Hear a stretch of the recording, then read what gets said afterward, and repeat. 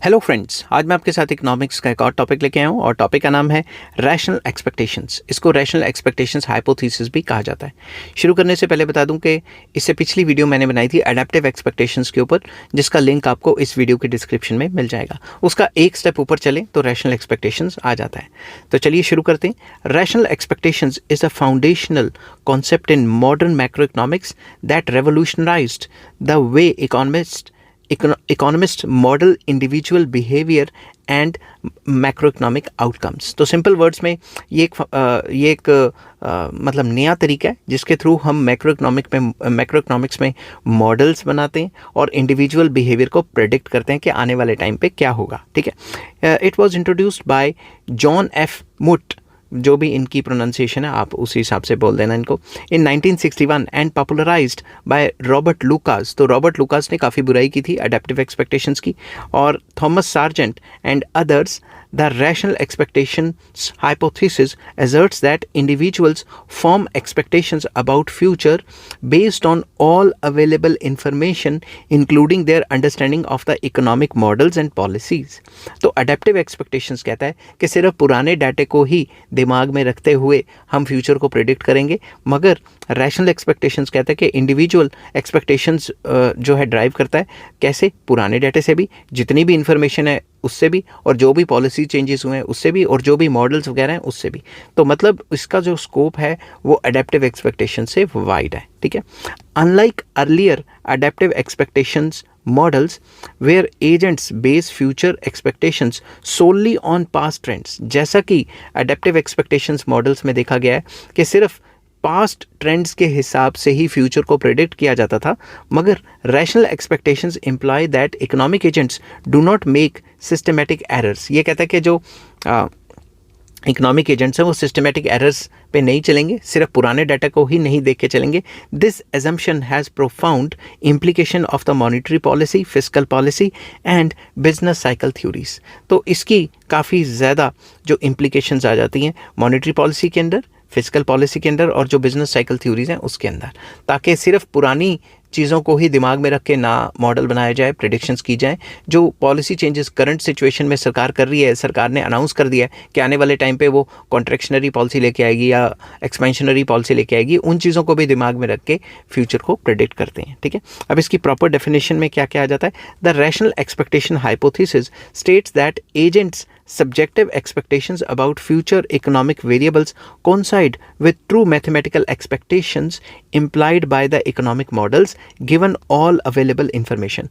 तो जितनी भी available information होगी, चाहे पुरानी हो चाहे मॉडल्स के बारे में हो, तो उसके हिसाब से ही जो मॉडल बनाने वाला है वो अपनी एक्सपेक्टेशंस ड्राइव करेगा। तो मतलब सिर्फ पास्ट को देख के नहीं, फ्यूचर को देख के और जो मॉडल्स हैं उनको देख के, और सरकार जो पॉलिसीज़ लेके आती है उनको देख के भी जो है प्रेडिक्शंस की जाएंगी। Formally for a variable X T plus one the rational expectations is X E, मतलब expected value of X in T plus one it is equals to expected value in T plus one given the value of T. ठीक है, तो इसमें X E T plus one क्या है, expectations of X at time T plus one, और ये जो ई है, और ई को हम क्या कहते हैं, मैथमेटिकल एक्सपेक्टेशंस, और ये जो टी है ये क्या है, टाइम पीरियड। तो information set available at time T. तो ये इसकी इक्वेशन बनती है जो आपको लिखनी है। पेपर में जितनी इक्वेशंस लिखोगे उतना ही आपके नंबर अच्छे आएंगे। नेक्स्ट आ जाता है इसकी इम्प्लीकेशंस क्या है। सबसे पहले नो सिस्टमैटिक एरर्स, जैसा कि एडेप्टिव एक्सपेक्टेशंस में आता था, यहाँ पे सिस्टमैटिक एरर्स नहीं होते। एजेंट्स में make random errors but they do not persistently over predict और अंडर प्रिडिक्ट इकोनॉमिक वेरिएबल्स। तो सिस्टमैटिक एरर्स में over prediction and under prediction नहीं करते, वो टाइम टू टाइम एरर्स करते हैं, मगर वो टाइम टू टाइम एरर्स को सही भी कर देते हैं। तो जितनी ओवर प्रिडिक्शन या अंडर प्रिडिक्शन अडेप्टिव एक्सपेक्टेशंस में थी उतनी यहाँ पे नहीं है। नेक्स्ट आ जाता है model consistent expectations. Agents use correct economic model और रीजनेबल अप्रॉक्सीमेशन, यहाँ पे रीजनेबल लिखना था, रुको 2 मिनट, मैंने स्पीड में लिख दिया। ठीक है, तो reasonable approximation to form expectations. तो सिंपल वर्ड्स में एक्सपेक्टेशंस बनाते टाइम जो एजेंट्स हैं या मॉडल बिल्डर्स हैं वो करेक्ट इकोनॉमिक मॉडल लेते हैं या फिर उसके आसपास का अप्रॉक्सीमेट रीजनेबल अप्रॉक्सीमेशन मॉडल लेते हैं, जिससे एक्सपेक्टेशंस काफ़ी अच्छी बनती हैं। Next, policy इनइफेक्टिवनेस proposition, that is Lucas critic. ये लुकास ने टांग फंसाई थी, तभी तो जो अडेप्टिव एक्सपेक्टेशंस है उसकी बुराई की, तभी तो यहाँ पे rational expectations I.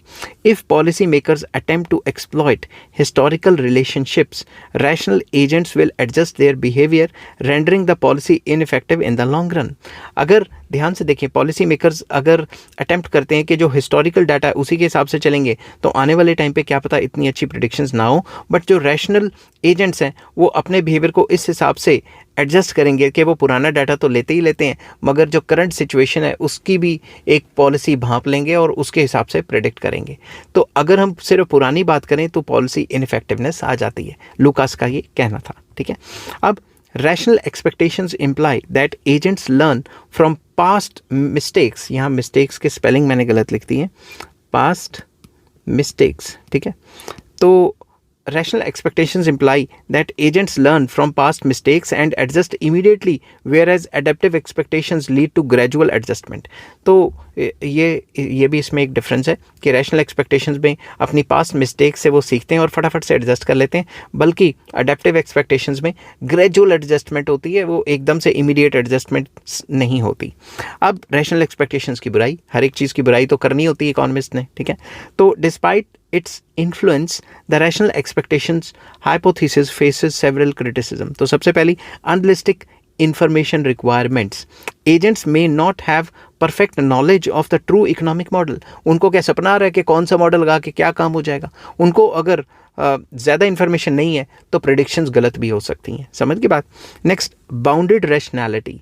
Herbert Simon argued that agents have cognitive limits and use heuristics. Heuristics का मतलब है rule of thumb that helps to make quick decisions and solve problems rather than full optimization. अगर उनको full knowledge नहीं हुई तो उन्होंने अपनी डिसीजन मेकिंग के चक्कर में जो उनके हिसाब से उनको सेट लगा मॉडल, जो उनके हिसाब से उनको डाटा सेट लगा, वो यूज़ कर लिया, तो क्या पता रिजल्ट्स ख़राब आ जाए. समझ की बात. तो फुल ऑप्टिमाइजेशन की जो फुल ऑप्टिमाइजेशन की जो क्या कहते हैं रिक्वायरमेंट्स है, वो क्या पता वो पूरी ना कर पाए, तो उस हिसाब से जो हमारी प्रेडिक्शंस हैं वो भी गलत हो सकती हैं. Next, empirical validity. Some studies find persistent expectations error, that is for example in inflation और एक्सचेंज रेट फोरकास्ट्स. तो इन्फ्लेशन रेट को फोरकास्ट करना और एक्सचेंज रेट को फोरकास्ट करना काफ़ी मुश्किल काम है. तो इसकी एम्पिरिकल वैलिडिटी तकरीबन इतनी ज़्यादा नहीं है जितनी बढ़ा चढ़ा के बुलाई जाती है लुकास के थ्रू. ठीक है. Next, behavioural economics challenges. Psychological biases, जो जैसे साइकोलॉजिकल बाइसेस आ जाते हैं, जैसे ओवर कॉन्फिडेंस और anchoring etcetera, suggest deviation from the pure rationality. ये तो मान के चल रहे हैं कि भाई हमारी रैशनैलिटी रहेगी, फ्यूचर में ऐसा ऐसा करेगा कंज्यूमर, फ्यूचर में इतनी सरकार करेगी, ऐसा करेगी वैसा करेगी, मगर देयर आर बिहेवियरल चेंजेस. जो बिहेवियरल बायस है, जैसे मान लो दो कंट्रीज़ के बीच में वॉर हो रही है. ठीक है. अगर हम वैसे देखें तो वॉर तो इकोनॉमिक्स के हिसाब से तो रैशनैलिटी रहनी चाहिए, भाई ट्रेड करो वॉर ना करो, मगर बायस हो जाता है जहाँ पे, तो वहाँ पे जो सिचुएशन है वो डिफरेंट हो सकती है. सिंपल वर्ड्स में कि जितने भी इकोनॉमिक एजेंट्स हैं वो हमेशा रैशनैलिटी के हिसाब से नहीं जाएंगे, इकोनॉमिक बायस या साइकोलॉजिकल जो बायसेस हैं उनके हिसाब से भी काम करेंगे, तो उस हिसाब से फ्यूचर को प्रेडिक्ट करना काफ़ी मुश्किल हो जाता है. ठीक है. तो आई होप ये वीडियो आपको पसंद आई होगी. अगर पसंद आती है तो please like, share and subscribe. इस चैप्टर के सारे लिंक्स आपको इस वीडियो के डिस्क्रिप्शन में मिल जाएंगे. Take care, bye bye.